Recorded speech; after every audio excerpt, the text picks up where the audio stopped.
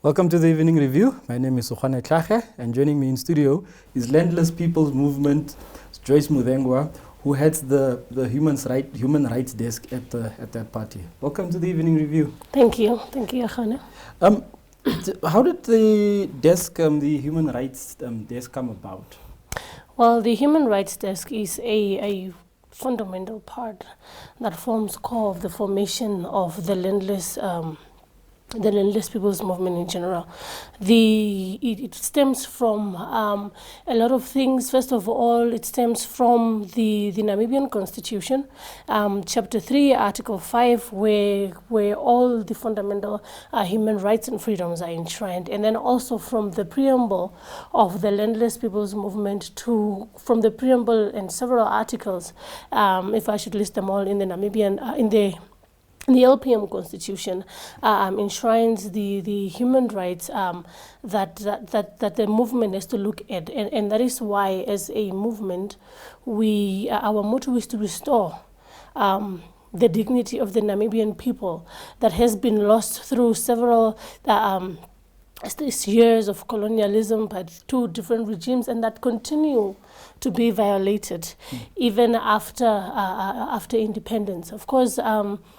The human rights that we refer to are all those that are enshrined in the United Nations Human Rights Charter and given the different conventions, the Human Rights Convention amongst others and whatnot. So the human rights desk really stems from all that, yes. What has the desk been engaged in since its formation? The desk was officiated this year, at the beginning of this year, and we have done several things. Of course, part of the major work of the desk really is research, publications, drafting, and whatnot.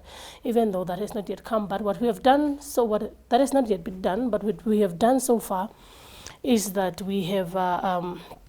I have drafted the motion that was tabled by Councillor Scraver in the council, in the City of Windhoek Council, and of course that looked at the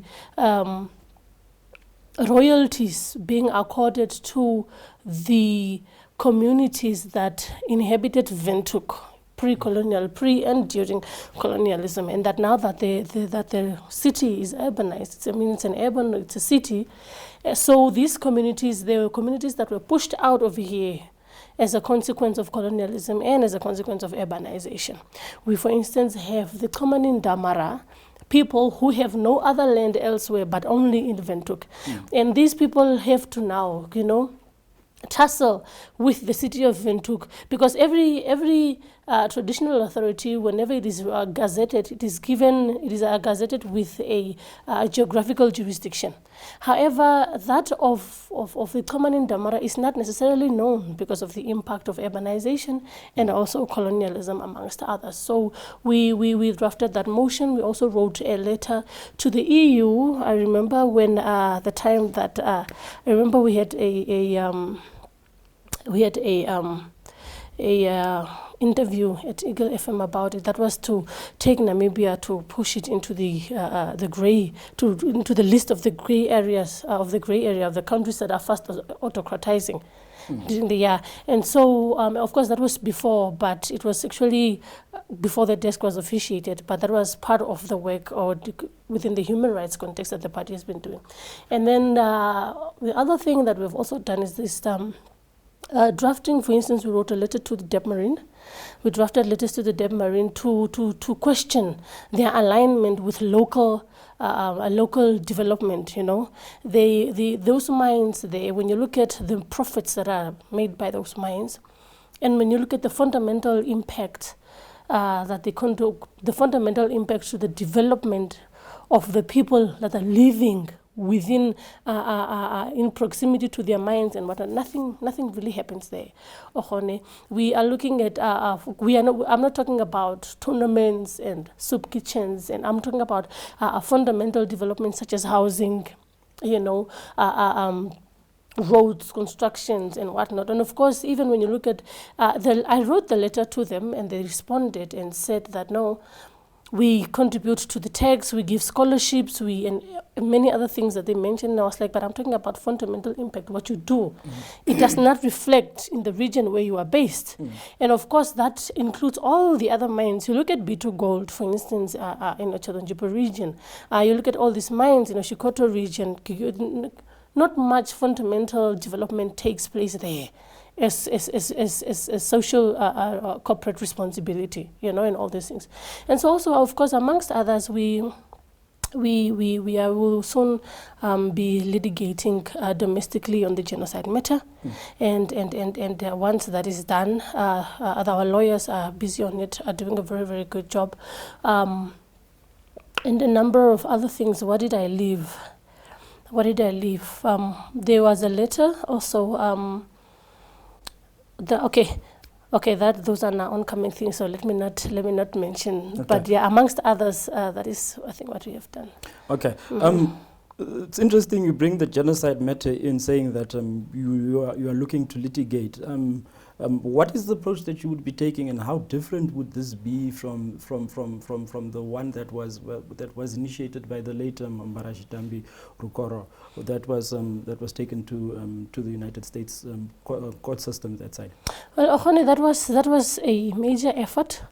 That was an effort amongst others, many efforts. We know very well that the matter of the genocide is complex, Okhone, because we are the first African black nation to claim reparations from a former colonizer. Now look at the precedents that is going to set should those class suits actually succeed. It's going to have major global precedents that will also encourage, of course, other black nations to follow suit. I remember I don't remember which General Assembly it was, but during the time of that case when it was ongoing, Cyril Ramaphosa also again went to address it in the General Assembly, the UN General Assembly. Ghana has also followed suit. The president of Ghana 3 weeks ago also announced it in the media that it is time that we start holding the West accountable for the 20 million people that were taken from West Africa as slaves to the United States, and all those kinds. So these are one of many efforts. Of course, when you look at the judgment upon which the case was dismissed in the Federal Court of the United States was the question of sovereignty, that the German state is sovereign and therefore it cannot be litigated within another state. However, there were cases before that were litigated in that court, or that were succeeded, for instance, the Holocaust case and many other cases. So it, of course, litigating there was a chance that one had to take. But given the fact that the United States has blood on his hands already, like Louis Farrakhan would say, they will find a loophole within the law to escape, like they did with the question of sovereignty, because that case was fair. That we were really supposed to win that case, and given the odds that we had, we were convinced that we were going to win the case. But when you look at the position in which the United States will put itself, should the courts actually give court reparations to us as a black nation, it would have been quite problematic for the United States and for the West and all the superpowers in general. So what we are then doing is that, okay, the United States has said no, so let us then test the domestic laws. Let us test the domestic laws. Article 144 of the Namibian constitutions domesticates the international statutes that Namibia has acceded to. And thus, the convention, the 1948 convention, the 1964 convention, all these conventions that speak on genocide then have been domesticated here. And thus, the way Namibia is handling these things, you have, for instance, the Statute of FPIC that explicitly states that the affected communities should represent themselves. And however, what the Namibian government does then is the president said that, look, I am the president of the country, and you are in my country, and I was brought in this position through a democratic process.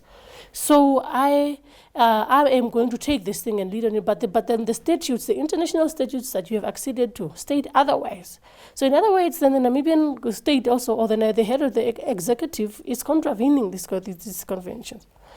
And so now we have to put the domestic laws, we have to put them to test our domestic courts to see how they are going to handle these things. Of course, there were procedural issues within this whole thing that needs to be looked at, that needs to be reviewed, amongst others. So we are going to go on. If it fails here, we will go to Germany. If it fails in Germany, we will go elsewhere. But for instance, there were also submissions that were made to the Committee of Racial Discrimination, amongst others.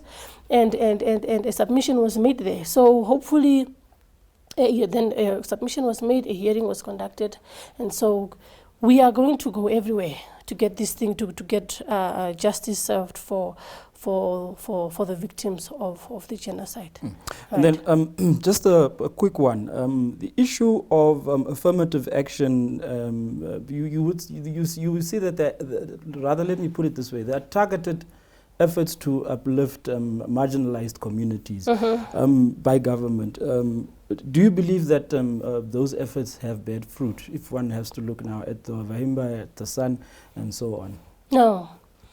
Look, marginalization, in my view, marginalization in Namibia, in my view, is really more synthetic. Why do I say so? There's a difference. We always confuse the difference between a minority and marginalization. And when you look at the San people, where is the study that was conducted by whichever government office, even by NPC? A study that was conducted, a research that was conducted at the San people, to look at the San people, to look at their livelihoods, to look at their traditions, and so that a scientific proof gives way to the government to say, okay, this is the San people, this is how they live, and this is how we can help them to civilization, or this is how we can, uplift their livelihoods or whatsoever. Where is that study done? It's just welfare is not always sustainable. You can give them houses, you can give them this, but is that what they want? Is that what they need to bring them where you want to bring them to? None of those studies. We don't necessarily have many livelihood studies conducted in Namibia. Very, very few, unlike our neighbors, South Africa. For instance, when you look at the Ovahimba people, what do the Ovahimba people want? A drought, we had a dire drought that was coming, I think this is from 2011 or so, where these communities lost their sole means of livelihoods, which was their cattle, and many other farmers throughout the country. So to a Himba man of a middle-aged or a youth or middle-aged Himba man, what he needs is help him with restocking.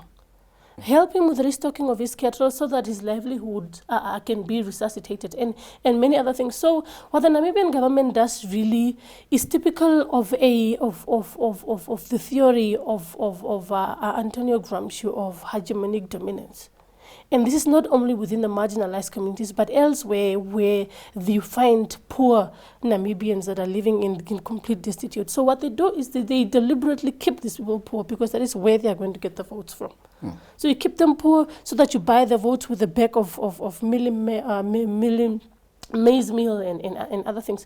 So the marginalization efforts in this country are really minimal.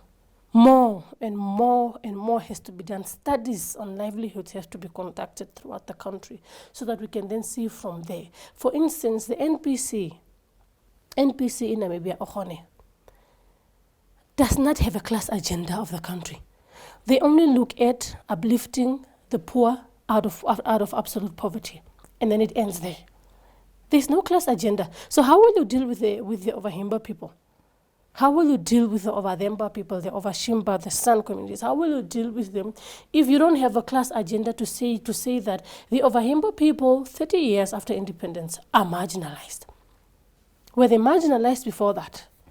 Now they are marginalized. So we have to look at uplifting projects that are going to uplift the, if the Ovahimba people are 300,000, let's say, typical example, if there are 300,000, let's at least uplift 100,000 these 5 years out of poverty, and then so that we can then push them to the middle class, and then so that we can then deal with the rest. That is how you go about planning these things. But there's no such thing in Namibia, and so I foresee, if there's no change in regime, I foresee them being even further marginalized, given the fact that they are already structurally excluded from the national cake, amongst others. Okay. Right. We'll continue this conversation shortly. Of course. But you know that we have bills to pay, so please do stay tuned for a commercial break.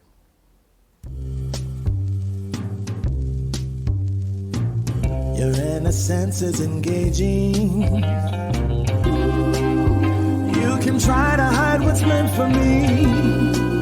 If I were you, I wouldn't try.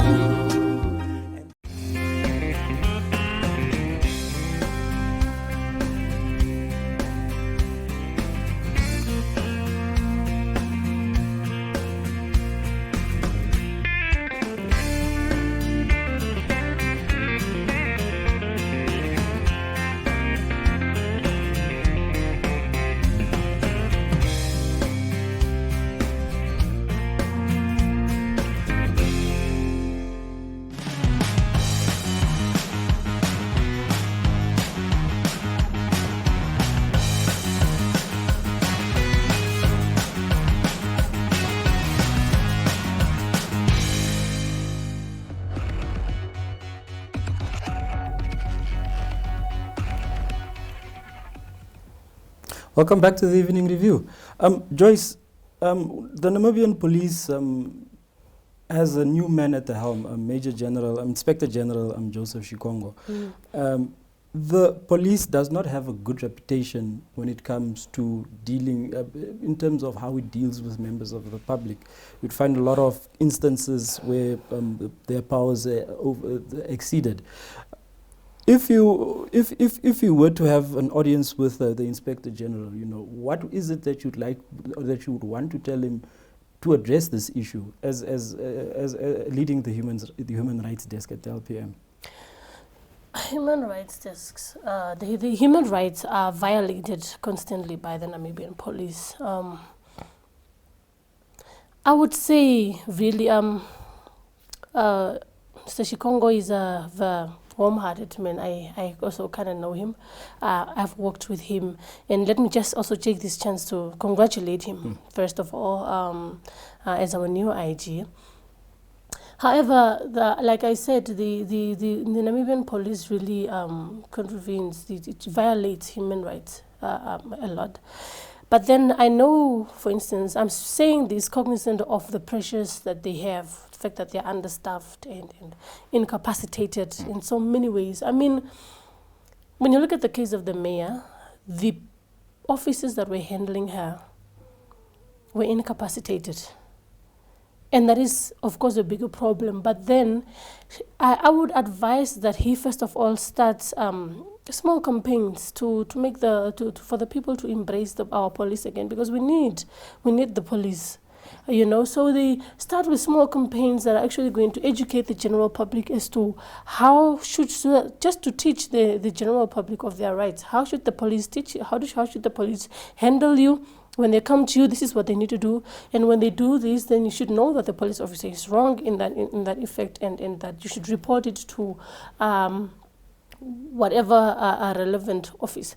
He needs to educate to small campaigns to just inform the general public on the importance of the police, so that they can also, so that we can further merge the relationship between the public and the police. Our police, I don't know if it's a police issue or if it's a governance issue. For instance, when the IG works with the defense force to curb crime in a country small as ours, it says a lot about when we speak of an autocratizing country. It says a lot, because why would you? The defense force has confinements of which they are trained on how they should operate towards whatever enemy that they are dealing with. So if you are now turning to unleash the military on your civilians, it is in violation of so many things. And that is why I really, really hope that IG Shikongo works to capacitate his police enough. And of course, it will not be possible given our physical condition, amongst others. I know that it will require resources and all those things, but I just hope that he capacitates the police that he has now, so that the police deals with the issues, so that it fulfills its mandate, and so that he does not have to do dictatorial things that the previous IG did of unleashing the army on the people. Because the army, yes, the police would violate human rights from time to time, but with the Namibian Defence Force, it was on another level. People will get kicked, people will be slapped, and all these things, told to do push-ups, and all weird things that we have never seen before. You know, so we are not, the civilians are not where the army should be deployed. They are things that the army needs to do, and they need to stay within their mandate, so that the police also fulfill their mandates. However, I would also like to say that he needs to take the human rights issue very seriously, because it could cost the police. The police of Namibia has class suits or has been filed against the Namibian police so many times, you know, so many times. And you want to reduce that, so that as a country we can say that, yes, we are working on curbing human rights violation in Namibia. Even though we are a peace and stable country, we know very well that the underlying factors of human rights violations that do take place here, even though it is not as extreme as in other countries, but it has to be dealt with now before it goes out of hand. We have crimes that are on the rise now, and all those things, and I just hope that and these things of course happen in bad economies most of the time. When the economy is bad, in the absence of job creation and all these things, the people, when poverty rises amongst the people, social ills such as theft and all these things will of course also be on the rise. So however, I really hope that he capacitates his police, hopefully while the government is doing the best that it can to resuscitate our economy again. Right. Then lastly, the issue of Swati F and former Swati F members not receiving state benefits such as you would have plan fighters. What do you make of that, and is that a violation in itself? Very good, Ohone. In fact, the LPM office was approached by two gentlemen. They are twins, but they are older gentlemen that came to our office that were part of that group of soldiers, and they came and they actually asked the party to intervene, because the South African government actually paid them out. If I'm not mistaken, speaking under correction, it was something around 67 million, if I'm speaking under correction. Okay, yeah, but however, this money was not given to them. In fact, the Prime Minister in Parliament stood up and publicly denied that, and said that those people were absorbed in the NDF, yes, amongst others and whatnot. You see, it's sort of a complicated issue on the benefits that needs to go to Swati F and go forward, because they were working for that regime. So now that there's a different regime, or that there's a different government, because they were working against that government, and given that it's a SWAPO government, I don't know if they would want to give them the benefits that they give to the veterans. However, if you are not going to do that, if the South African government appropriated funds for these people, the least you could do is to give them their money. You can't take their money and give them nothing and then decide to also not, because not all of them were taken into NDF. It's not all of them. In fact, I think it's a small number of those that were taken into NDF. Most of them are out there. In fact, we have other people also, especially those that were not part of SWAPO, that are not even recognized as veterans today, but that were in other political parties, but that were actually contributing significantly to the liberation struggle. So I don't think SWAPO would really want to do that. However, again, I would just argue that SWAPO has to give these people their money. It is their money. They worked for it. Yes, they worked against SWAPO and it was under a different regime, but it is their money. It is not SWAPO's money. Just because you are governing does not mean that you should also not take what is not yours. And they have every right to continue pursuing this case until their fees are settled. Whether SWAPO claims that the government is broke or whatever it is, but that is their funds. And we wrote a letter, like I said, and the office of President Cyril Ramaphosa replied to us and said that we paid out that money to the Namibian government, so that the Namibian government can, of course I can forward that letter to you, because the president wrote back to us, told us that money was paid to the Namibian government. So the Namibian government must give the people's money, Thank you very much for joining me in studio today. Of course. It was a pleasure having you. Thank you for having me. Thank you for tuning in. Have yourself a pleasant evening.